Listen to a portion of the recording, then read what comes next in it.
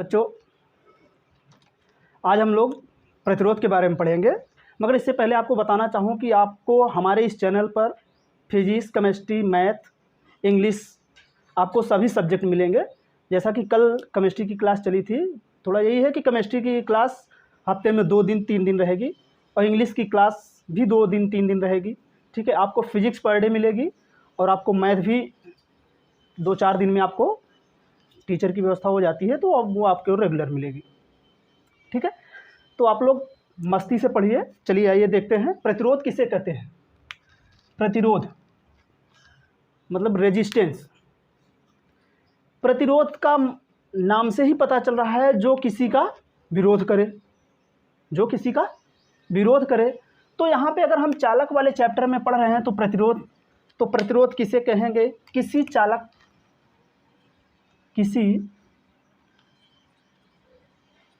चालक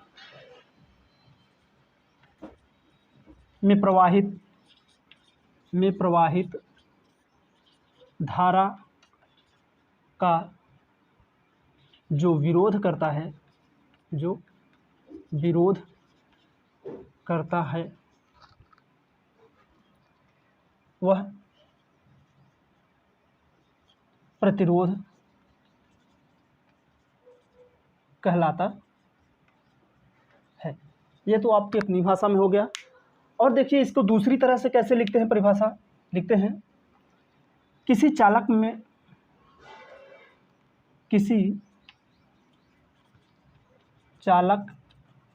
में प्रवाहित धारा के कारण उसके चालक के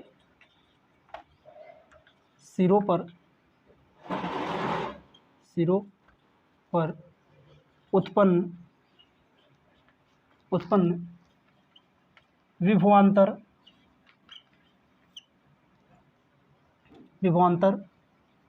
के अनुक्रमानुपाती होता है। ठीक है, चलिए अब देख लीजिए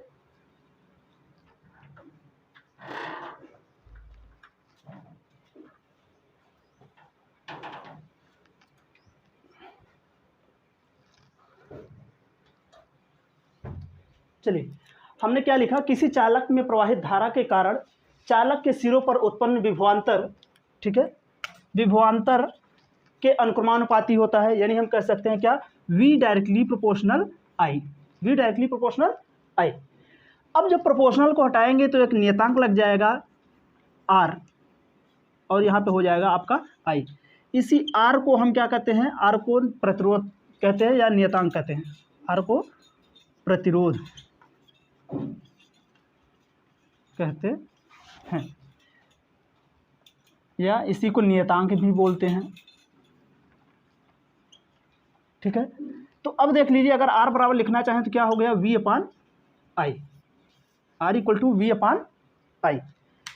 इस प्रकार हम दूसरे, यानी आपको ये तो ऐसे कह सकते हैं और दूसरा ये हो गया। तीसरा क्या कह सकते हैं कि किसी चालक में प्रवाहित धारा तथा उसके सिरे पर उत्पन्न विभवांतर तथा धारा के अनुपात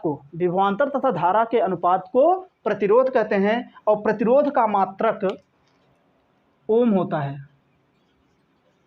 प्रतिरोध का मात्रक ओम कह लीजिए, या और कह सकते हैं R का मात्रक R बराबर क्या लिखा है, V/I। V जहाँ क्या है, विभवांतर यानी वोल्ट बटे एम्पियर। ठीक है, वोल्ट बटे एम्पियर को ही क्या कहते हैं, ओम। वोल्ट बटे एम्पियर को ही क्या कहते हैं, ओम।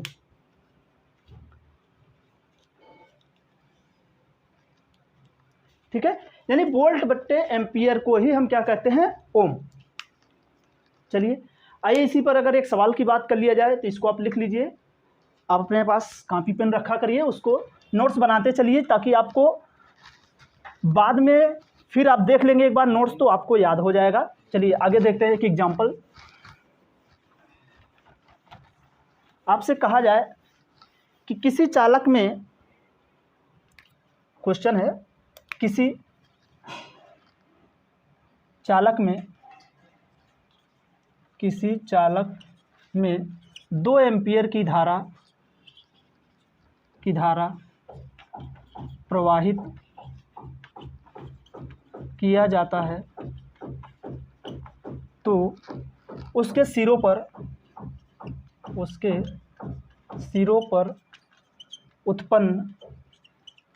उत्पन्न विभवांतर 24 वोल्ट है, तो प्रतिरोध ज्ञात कीजिए। ठीक है, ज्ञात कीजिए। चलिए अब आप इसको लगाइए। चलिए देखते हैं हमारे पास क्या क्या दिया है। सबसे पहले सवाल लगाने से पहले हमें ये देखना चाहिए कि हमारे पास कौन कौन सा मटेरियल उपलब्ध है। जो मटेरियल हमारे पास उपलब्ध है तो सबसे पहले हम उसको लिख लेते हैं। तो चलिए देखिए, ये बोल रहा है एम्पियर। एम्पियर किसका मात्रक होता है? धारा का।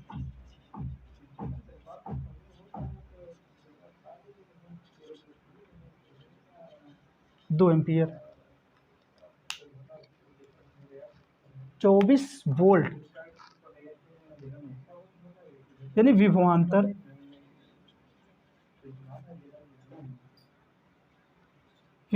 यानी वी कितना दिया है? 24 वोल्ट। चलिए अब देख लेते हैं हमें क्या कहा है। प्रतिरोध यानी आर हमें क्या करना है? निकालना है। हम जानते हैं R equal to V upon I. तो वी हमारे पास कितना है? 24 वोल्ट। आई का मान 2 एम्पियर। आर का मान कितना आ गया? 2 ओम। ठीक है, देख लीजिए आर का मान कितना आ गया? 2। इसको आप अपने दिमाग पर लोड नहीं देना है, देखना है कि बस क्या क्या दिया है। सबसे पहले जो हमारे पास दिया हो हम सबसे पहले उसी को क्या करते हैं? लिख लेते हैं। हम जैसे ही लिख लेंगे हमें मालूम चल गया कि हमारे पास आई है, वी है और पूछ रहा है आर। तो हम जानते हैं V equal to I R, या क्या जानते हैं? और हम जानते हैं आई इक्वल टू या आर इक्वल टू जानते हैं वी अपान आई। ठीक है, अब कोई सा भी फार्मूला आपको याद हो जाए, आ जाए, तो आप वहाँ पे क्या लिख सकते हैं? ओह सॉरी, यहाँ पे ये 12 ओम है। ठीक है, तो देख रहे हैं हम यहाँ से ऐसे भी कर सकते हैं। अगर हमारे पास दिया है V equal to I R, आपको याद आया कि V equal to I R होता है, तो आई आर होता है तो वी का मान 24 इक्वल टू 2 इंटू आर। ये इधर गुणे में है, इधर आएगा तो क्या हो जाएगा? भागे हो जाएगा। तो 24/2 यानी कितना हो जाएगा? 12 ओम। ठीक है, तो चलिए लिख लीजिए, आगे देखते हैं।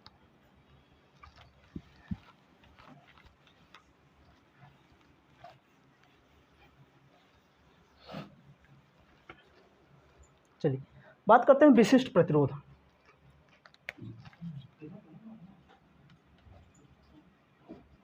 विशिष्ट प्रतिरोध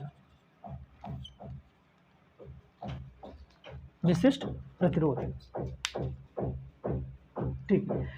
विशिष्ट प्रतिरोध यानी हम कह सकते हैं जब किसी चालक में, विशिष्ट प्रतिरोध के बारे में अगर बात करें, जब किसी चालक में धारा प्रवाहित होता है तो चालक के भीतर उत्पन्न, क्या कह सकते हैं? हम कह सकते हैं इसको ऐसे लिखते चलिए, जब किसी चालक में धारा प्रवाहित किया जाता है तो चालक के भीतर प्रवाहित, चालक के भीतर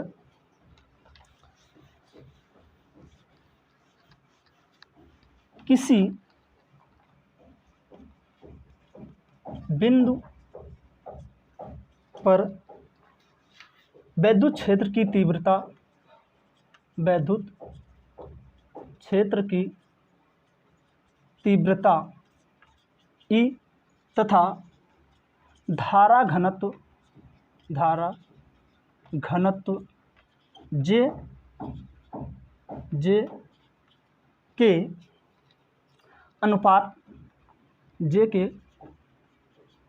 अनुपात को विशिष्ट प्रतिरोध कहते हैं। विशिष्ट प्रतिरोध कहते हैं। विशिष्ट प्रतिरोध को रो से प्रदर्शित करते हैं। विशिष्ट प्रतिरोध को रो से प्रदर्शित करते हैं।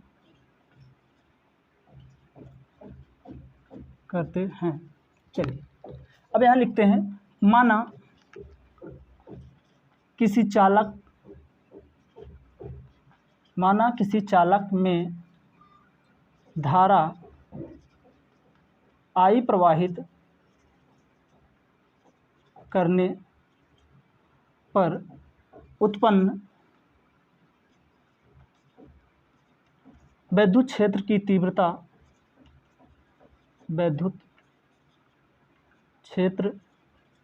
तीव्रता E तथा धारा घनत्व J है, तब विशिष्ट प्रतिरोध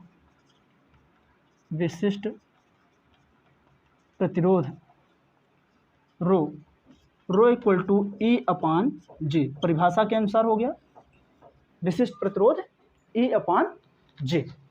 अब देखिए विशिष्ट प्रतिरोध E अपान J, और हम अगर बात करें तो हमारे पास जब धारा प्रवाहित कर रहे हैं किसी चालक में, तो चालक का कुछ ना कुछ लंबाई होगा या क्षेत्रफल होगा, ठीक है। तो यहाँ पे अगर बात करें धारा घनत्व का, धारा घनत्व J बराबर और क्या हो जाएगा आपके पास I अपान A। A जो है वो क्या है, उस तार का अनुप्रस्थ काट का क्षेत्रफल है। और हम कह सकते हैं कि यदि किसी चालक पर धारा प्रवाहित कर रहे हैं तो उसके सिरों पर क्या होता है, एक विभवांतर उत्पन्न हो जाता है। तो विभवांतर के रूप में बात करें तो चालक के सिरों पर विभवांतर के कारण वैद्युत क्षेत्र E इक्वल टू क्या हो जाएगा आपके पास V अपान L, ठीक है। अब चलिए हम जानते हैं हमें क्या मिल गया, इक्वेशन 1 मिल गया, इक्वेशन 2 मिल गया, और ये इक्वेशन नंबर 3 हो गया। हमें निकालना क्या है, विशिष्ट प्रतिरोध E का मान, विशिष्ट प्रतिरोध रो का मान निकालना है। तो हमने देख लिया J का मान मिल गया और हमें E का मान मिल गया, वैद्युत क्षेत्र तीव्रता E का मान मिल गया। तो E और J का मान समीकरण 1 में रखने पर E और J का मान समीकरण 1 में रखने पर, तो बच्चों देखिए आप इस वीडियो को अगर बार बार देखेंगे आपको ये याद हो जाएगा डेरिवेशन कैसे करना है। बस आप फार्मूलों को याद रखिए, तो उसके बाद आप तो थ्योरी लिख सकते हैं। थ्योरी लिखने में कोई दिक्कत नहीं, बस ये मालूम रहे कि ये क्या है, विद्युत क्षेत्र है, जे क्या है, धारा घनत्व है, तो ठीक है, उसी प्रकार से हम बना सकते हैं। तो चलिए देखते हैं, अभी हम यहाँ मान अगर रख देते हैं, रो इक्वल टू E का मान क्या है हमारे पास, E का मान है V अपान L, और J का मान क्या है I अपान A, ठीक है, I अपान A, या इसी को लिख सकते हैं हम क्या, V upon I into A upon L। हम जानते हैं V अपान I किसके बराबर है, प्रतिरोध R के बराबर है, तो यहाँ पर रख लेंगे, तो हो जाएगा rho equal to R into A upon L। विशिष्ट प्रतिरोध rho equal to RA upon L। अगर इसके मात्रक की बात करें तो मात्रक क्या हो जाएगा, प्रतिरोध का हो गया ओम, और ये एरिया A है जो वो एरिया है, एरिया मतलब metre square divide by metre. तो देख रहे हैं 1 मीटर से 1 मीटर कट जाएगा, बचेगा क्या, ओम मीटर। ये हो गया बच्चों विशिष्ट प्रतिरोध। अगर परिभाषा की बात किया जाए तो अगर बेसिक रूप से पूछा जाए कि प्रतिरोध, विशिष्ट प्रतिरोध किसे कहते हैं, तो आप परिभाषा लिख सकते हैं, जब किसी चालक में धारा प्रवाहित किया जाता है तो चालक के भीतर किसी बिंदु पर वैद्युत क्षेत्र की तीव्रता E तथा उस चालक के धारा घनत्व J के अनुपात को विशिष्ट प्रतिरोध कहते हैं। तो हमने माना किसी चालक में धारा I प्रवाहित करने पर उत्पन्न वैद्युत क्षेत्र की तीव्रता E तथा उसका धारा घनत्व J है, तब विशिष्ट प्रतिरोध है ρ = E/J। अब बात करते हैं जो तार है, तार का कुछ ना कुछ लंबाई है, उसका कुछ ना कुछ क्षेत्रफल है। तो धारा घनत्व तो क्या होता है कि किसी चालक में प्रवाहित आवेश तथा उसके क्षेत्रफल के अनुपात को धारा घनत्व कहते हैं। तो धारा घनत्व J = I/A।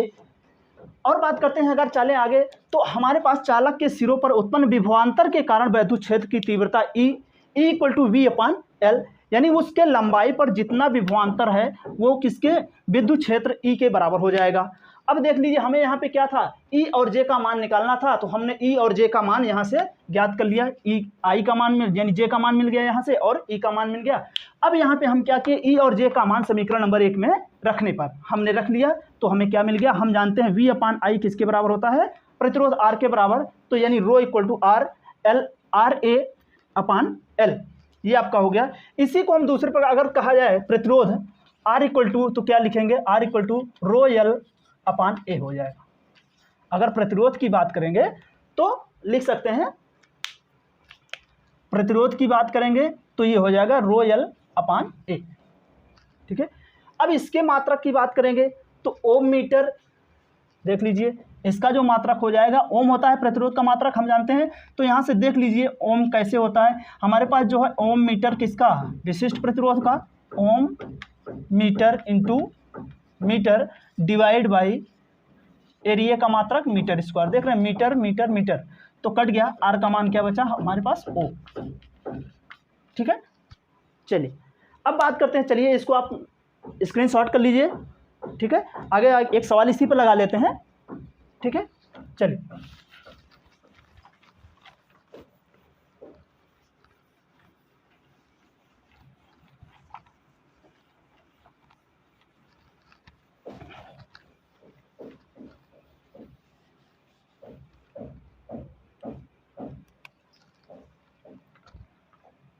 क्वेश्चन है,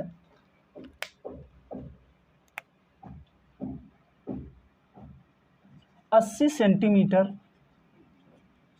लंबे किसी तार का विशिष्ट प्रतिरोध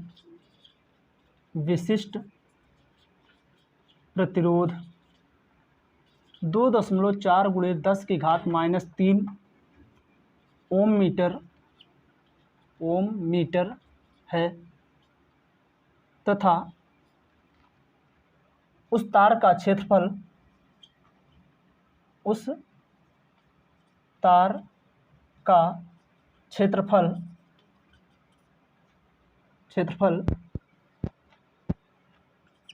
20 सेंटीमीटर स्क्वायर है, तो तार का प्रतिरोध ज्ञात कीजिए। तार का प्रतिरोध ज्ञात कीजिए। चलिए देख लीजिए, हमने आपको बताया सबसे आसान तरीका कि पहले आप सवाल को पढ़ा करिए, उसमें देखिए कि आपके पास क्या क्या मान दिया है। अब देख लो, लिखा है 80 सेंटीमीटर लंबे, यानी एल का मान दे दिया है 80 सेंटीमीटर। अब उसके आगे चले तो किसी तार का विशिष्ट प्रतिरोध, यानी विशिष्ट प्रतिरोध की बात करें तो रो इक्वल टू कितना दिया है, 2.4 × 10⁻³ ओम मीटर। अगर आगे बात करें फिर देखिए क्या लिखा है, तथा उस तार का, ठीक है यहाँ पे देखो थोड़ा सा, उस तार का क्षेत्रफल 20 सेंटीमीटर स्क्वायर, यानी ए 20 सेंटीमीटर स्क्वायर। तो तार का प्रतिरोध यानी आपको क्या निकालना है, आर का मान। अभी जस्ट हमने पढ़ा फार्मूला क्या होता है, आर इक्वल टू ρL/A। ठीक है, ρL/A। तो चलिए यहीं से देख लेते हैं। सबसे पहले क्या करेंगे, हमारी जो फिजिक्स होती है टोटली वो MKS पद्धति में होती है या SI प्रणाली में। तो SI प्रणाली में MKS पद्धति में यानी सेंटीमीटर को मीटर में बदल लेंगे। तो 80 सेंटीमीटर है तो इसको मीटर में बदलेंगे तो लिख सकते हैं 0.8 मीटर। अब देख लो ये ओम मीटर में है ही, ये 20 सेंटीमीटर है। इसको अगर हम लिखना चाहेंगे तो 20 × 10⁻⁴ मीटर लिख सकते हैं। अब हमारे पास सब कुछ हो गया एमकेएस पद्धति में, तो हम फार्मूले में मान रख लेंगे। चलिए फार्मूले में रख लेते हैं। तो यहाँ पे है हमारे पास आर, रो का मान कितना है, ये है आपके पास 2.4 × 10⁻³ इंटू, और क्या दिया है एल, एल का मान 0.80 मीटर अपान ए का मान कितना है 20 सेंटीमीटर, तो 20 × 10⁻⁴। अब इसको हल कर लेंगे। देख लीजिए ये दशमलव हटाएंगे, अगर नहीं हटाना है तो कोई दिक्कत नहीं, अभी इसे रखो इसे, या तो यहीं से दशमलव हटा के यहाँ नीचे ×10 कर सकते हैं। तो दशमलव हट गया तो हमारे पास 8 हुआ ये, ठीक है। अगर हमने क्या किया, यहाँ का दशमलव हटाएंगे तो यहाँ 10 हो जाएगा। अब देख लीजिए 8 हो गया, तो 4 दूनी 8 और 4 पंजे 20, ठीक है। ऊपर वाले का गुणा कर लेंगे, इसमें इसका गुणा करेंगे, घात घट जाएगा, तो हमारे पास हो जाएगा 24 दूना 48, यानी 4.8 × 10⁻³ और देख रहे हैं ये प्लस का है, यहाँ कोई घात नहीं, मतलब एक घात है प्लस का। अब इस पर जब हम घात देख रहे हैं माइनस का है, ये प्लस का है, तो घट जाएगा, हमारे पास बचेगा 5 × 10⁻⁻3। देख रहे हैं 10⁻⁻3 10⁻⁻3 कट जाएगा। आपके पास जो बचा वो क्या बचा, 4.8/5, ठीक है। अब इसको भाग कर लेंगे तो हमारे पास आंसर कितना आ जाएगा 0.96, ठीक है। ये इतना ओम आ गया। या इसी को हम अगर लिखना चाहेंगे तो नियर अबाउट लिख सकते हैं कितना, 1 ओम। 1 ओम, ओम का चाहे सिंबल बना लो या कोष्ठक में, ओम का अगर सिंबल नहीं बनाते तो आप ओम लिख सकते हैं, ठीक है। चलिए आप सवाल लगाइए अपने बुक का, जो नहीं समझ में आए आप हमारे व्हाट्सएप नंबर 7897771875 पर हमें व्हाट्सएप कर सकते हैं। आपको सॉल्यूशन आपके व्हाट्सएप पर मिल जाएगा, ठीक है। आप चैनल को ज़्यादा से ज़्यादा सब्सक्राइब करें और अपने दोस्तों को शेयर करें। धन्यवाद। खींचा यार।